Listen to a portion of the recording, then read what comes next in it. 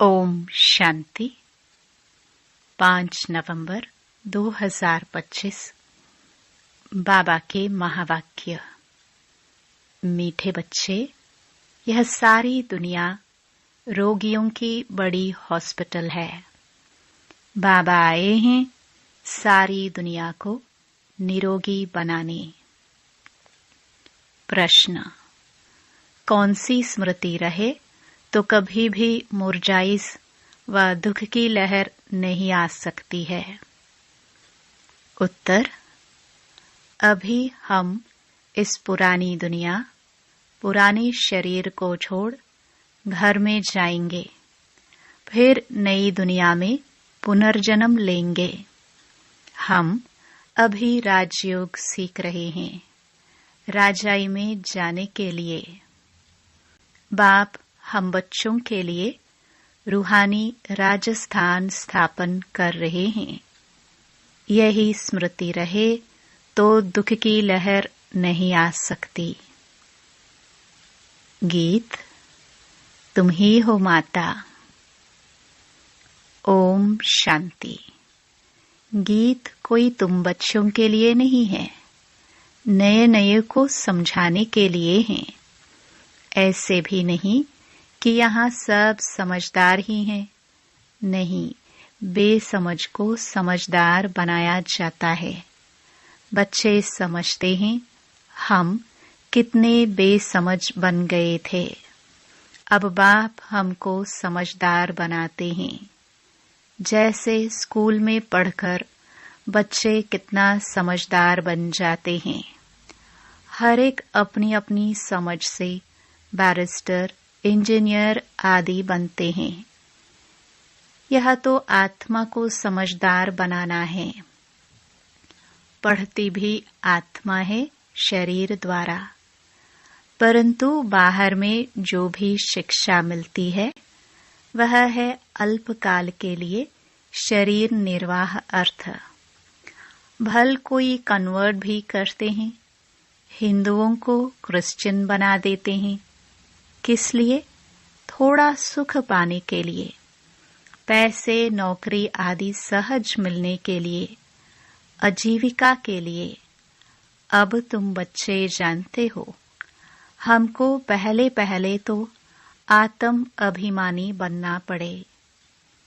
यह है मुख्य बात, क्योंकि यह है ही रोगी दुनिया। ऐसा कोई मनुष्य नहीं जो रोगी नहीं बनता हो। कुछ न कुछ होता जरूर है। यह सारी दुनिया बड़े ते बड़ी हॉस्पिटल है, जिसमें सब मनुष्य पतित रोगी हैं। आयु भी बहुत कम होती है। अचानक मृत्यु को पा लेते हैं, काल के चंबे में आ जाते हैं। यह भी तुम बच्चे जानते हो। तुम बच्चे सिर्फ भारत की ही नहीं, सारे विश्व की सर्विस करते हो गुप्त रीति। मूल बात है कि बाप को कोई नहीं जानते। मनुष्य होकर और पारलौकिक बाप को नहीं जानते, उनसे प्यार नहीं रखते। अब बाप कहते हैं मेरे साथ प्यार रखो। मेरे साथ प्यार रखते रखते तुम मेरे साथ ही वापस चलना है। जब तक वापस चलो तब तक इस छींची दुनिया में रहना पड़ता है। पहले पहले तो देह अभिमानी से देही अभिमानी बनो, तब तुम धारणा कर सकते हो और बाप को याद कर सकते हो। अगर देही अभिमानी नहीं बनते तो कोई काम के नहीं। देह अभिमानी तो सब हैं। तुम समझते भी हो कि हम आत्म अभिमानी नहीं बनते। बाप को याद नहीं करते तो हम वही हैं जो पहले थे। मूल बात ही है देही अभिमानी बनने की, न कि रचना को जानने की। गाया भी जाता है रचता और रचना का ज्ञान। ऐसे नहीं कि पहले रचना फिर रचता का ज्ञान कहेंगे? नहीं, पहले रचता वही बाप है। कहाँ भी जाता है, हे गॉड फादर। वह आकर तुम बच्चों को आप समान बनाते हैं। बाप तो सदैव आत्म अभिमानी है ही, इसलिए वह सुप्रीम है। बाप कहते हैं, मैं तो आत्म अभिमानी हूँ। जिसमें प्रवेश किया है उनको भी आत्म अभिमानी बनाता हूँ। इनमें प्रवेश करता हूँ इनको कन्वर्ट करने, क्योंकि यह भी देह अभिमानी थे। इनको भी कहता हूँ, अपने को आत्मा समझ, मुझे यथार्थ रीति याद करो।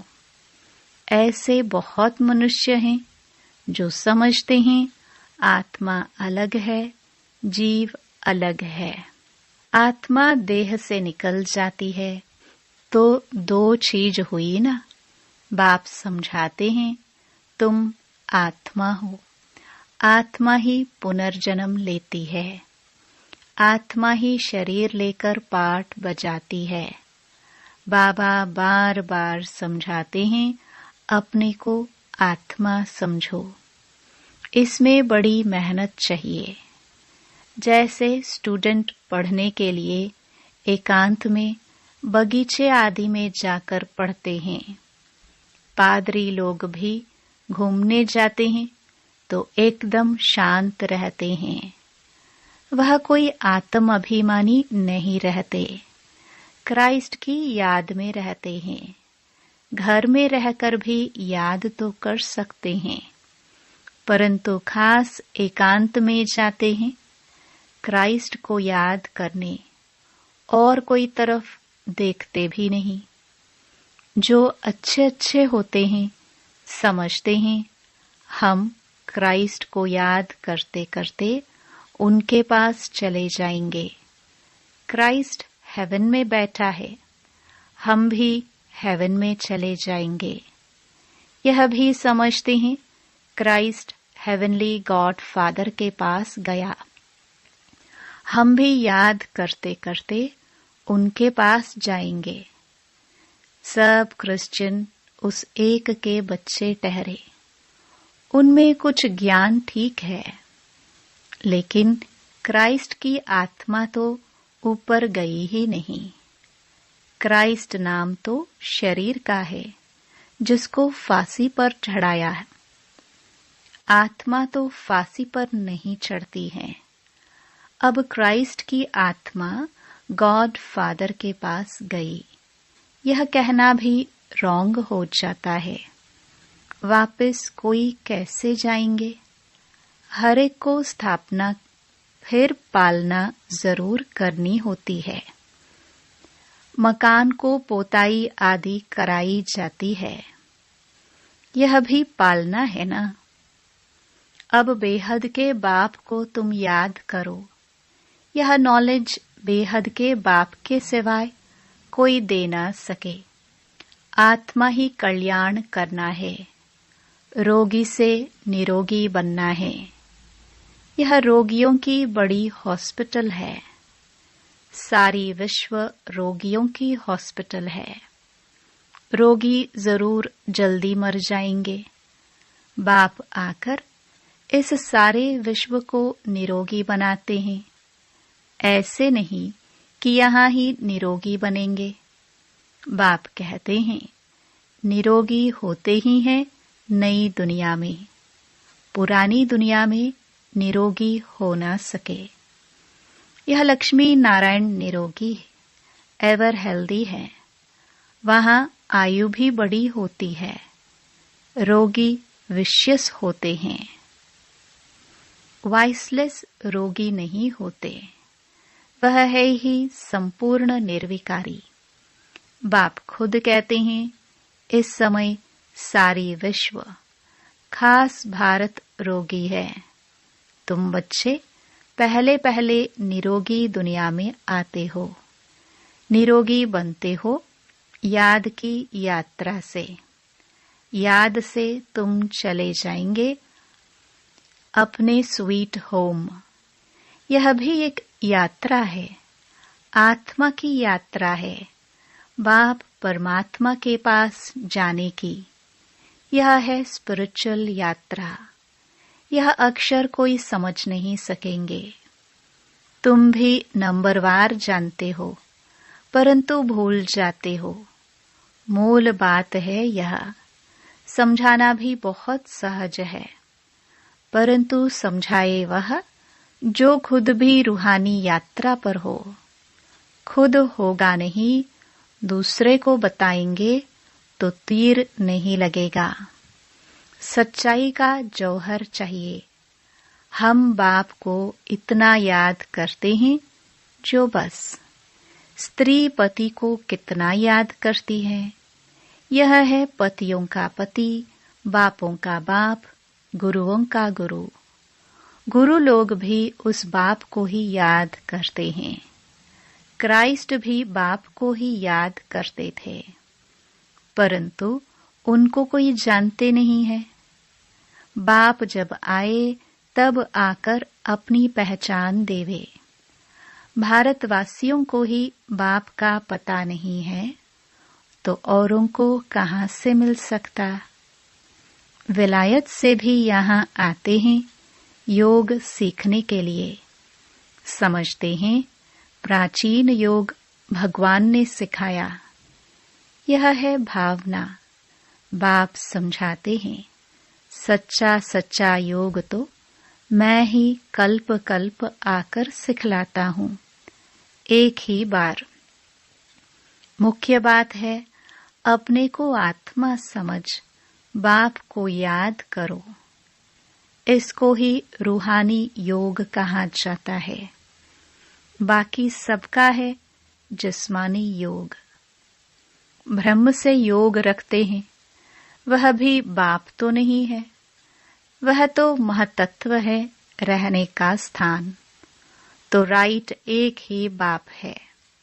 एक बाप को ही सत्य कहा जाता है।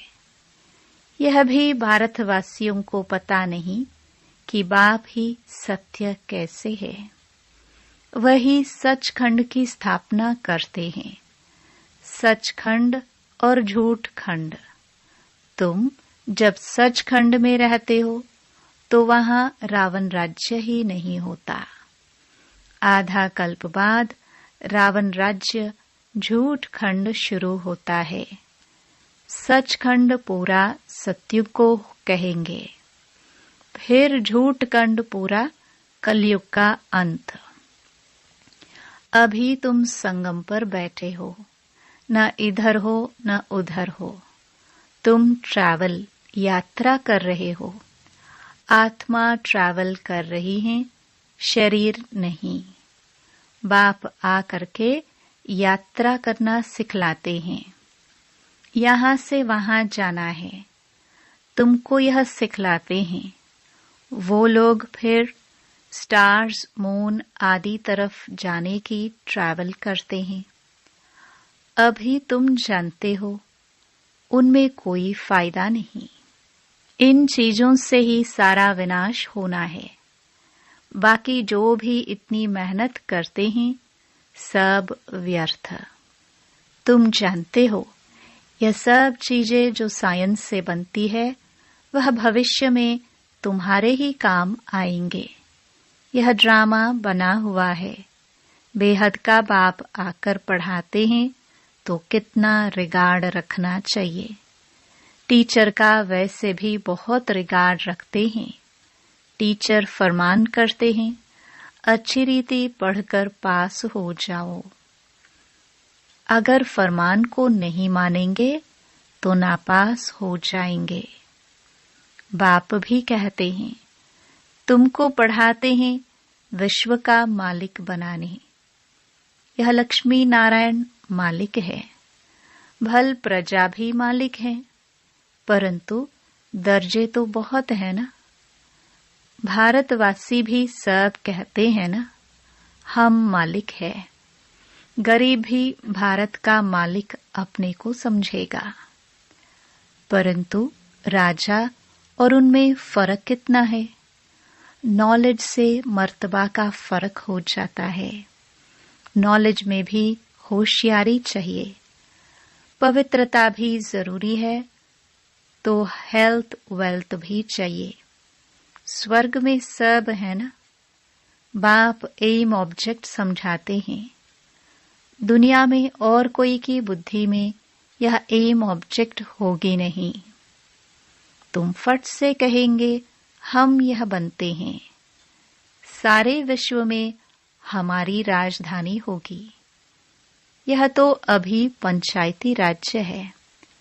पहले थे डबल ताजधारी, फिर एक ताज, अभी 9 ताज।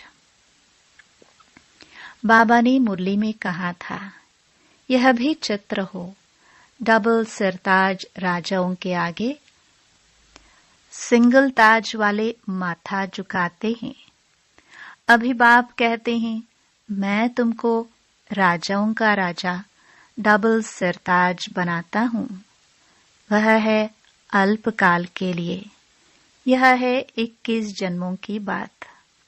पहली मुख्य बात है पावन बनने की। बुलाते भी हैं कि आकर पतित से पावन बनाओ। ऐसे नहीं कहते कि राजा बनाओ। अभी तुम बच्चों का है बेहद का सन्यास। इस दुनिया से ही चले जाएंगे अपने घर, फिर हेवन में आएंगे। अंदर में खुशी रहनी चाहिए, जबकि समझते हैं हम घर जाएंगे, फिर राजाई में आएंगे, फिर मुरझाई दुख आदि यह सब क्यों होना चाहिए। हम आत्मा घर जाएंगे, फिर पुनर्जन्म नई दुनिया में लेंगे। बच्चों को स्थायी खुशी क्यों नहीं रहती है। माया का ऑपोजिशन बहुत है, इसलिए खुशी कम हो जाती है। पतित पावन खुद कहते हैं, मुझे याद करो तो तुम्हारे जन्म जन्मांतर के पाप भस्म हो जाएंगे। तुम स्वदर्शन चक्रधारी बनते हो, जानते हो। फिर हम अपने राजस्थान में चले जाएंगे। यहाँ भिन्न भिन्न प्रकार के राजाए हुए हैं। अब फिर रूहानी राजस्थान बनना है। स्वर्ग के मालिक बन जाएंगे। क्रिश्चियन लोग हेवन का अर्थ नहीं समझते हैं। वह मुक्ति धाम को हेवन कह देते हैं। ऐसे नहीं कि हेवनली गॉड फादर कोई हेवन में रहते हैं। वह तो रहते ही हैं शांति धाम में। अभी तुम पुरुषार्थ करते हो पैराडाइज में जाने के लिए। यह फर्क बताना है। गॉड फादर है मुक्ति धाम में रहने वाला। हेवन नई दुनिया को कहा जाता है। फादर ही आकर पैराडाइज स्थापन करते हैं। तुम जिसको शांति धाम कहते हो, उनको वो लोग हेवन समझते हैं। यह सब समझने की बातें हैं। बाप कहते हैं, नॉलेज तो बहुत सहज है। यह है पवित्र बनने की नॉलेज, मुक्ति जीवन मुक्ति में जाने की नॉलेज, जो बाप ही दे सकते हैं। जब किसको फांसी दी जाती है तो अंदर में यही रहता है, हम भगवान पास जाते हैं। फांसी देने वाले भी कहते हैं, गॉड को याद करो। गॉड को जानते दोनों नहीं है। उनको तो उस समय मित्र संबंधी आदि जाकर याद पड़ते हैं। गायन भी है, अंतकाल जो स्त्री सिमरे। कोई न कोई याद जरूर रहता है। सतयुग में ही मोह जीत रहते हैं। वहां जानते हैं, एक खाल छोड़ दूसरी ले लेंगे। वहां याद करने की दरकार नहीं। इसलिए कहते हैं, दुख में सिमरन सब करे। यहाँ दुख है, इसलिए याद करते हैं, भगवान से कुछ मिले। वहां तो सब कुछ मिला ही हुआ है। तुम कह सकते हो हमारा उद्देश्य है मनुष्य को आस्तिक बनाना, धनी का बनाना। अभी सब निधन के हैं, हम दंड का बनते हैं। सुख शांति संपत्ति का वर्षा देने वाला बाप ही है। इन लक्ष्मी नारायण की कितनी बड़ी आयु थी, यह भी जानते हैं। भारतवासियों की पहले पहले आयु बहुत बड़ी रहती थी, अब छोटी है। क्यों छोटी हुई है, यह कोई भी जानते नहीं। तुम्हारे लिए तो बहुत सहज हो गया है समझना और समझाना, सो भी नंबरवार। समझानी हर एक की अपनी अपनी है। जो जैसी धारणा करते हैं ऐसे समझाते हैं। अच्छा, मीठे मीठे सिखिलदे बच्चों प्रति माता पिता बाप दादा का याद प्यार और गुड मॉर्निंग। रूहानी बाप की रूहानी बच्चों को नमस्ते। धारणा के लिए मुख्य सार। पहला, जैसे बाप सदैव आत्म अभिमानी है, ऐसे आत्म अभिमानी रहने का पूरा पूरा पुरुषार्थ करना है। एक बाप को दिल से प्यार करते करते बाप के साथ घर चलना है। दूसरा, बेहद के बाप का पूरा पूरा रिगार्ड रखना है, अर्थात बाप के फरमान पर चलना है। बाप का पहला फरमान है, बच्चे अच्छी रीति पढ़कर पास हो जाओ। इस फरमान को पालन करना है। वरदान, शक्तिशाली सेवा द्वारा निर्बल में बल भरने वाले सच्चे सेवाधारी भव। सच्चे सेवाधारी की वास्तविक विशेषता है निर्बल में बल भरने के निमित्त बनना। सेवा तो सभी करते हैं, लेकिन सफलता में जो अंतर दिखाई देता है उसका कारण है सेवा के साधनों में शक्ति की कमी। जैसे तलवार में अगर जौहर नहीं तो वह तलवार का काम नहीं करती, ऐसे सेवा के साधनों में यदि याद की शक्ति का जौहर नहीं तो सफलता नहीं। इसलिए शक्तिशाली सेवाधारी बनो।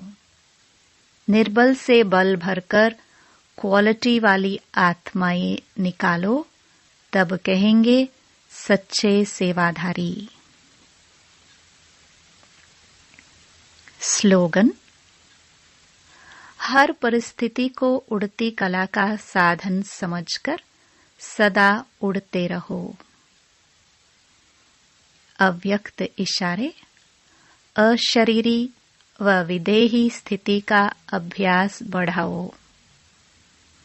वैसे अशरीरी होना सहज है, लेकिन जिस समय कोई बात सामने हो, कोई सर्विस के झंझट सामने हो, कोई हलचल में लाने वाली परिस्थितियां हो, ऐसे समय में सोचा और अशरीरी हो जाए। इसके पहले बहुत समय का अभ्यास चाहिए। सोचना और करना साथ साथ चले, तब अंतिम पेपर में पास हो सकेंगे। ओम शांति।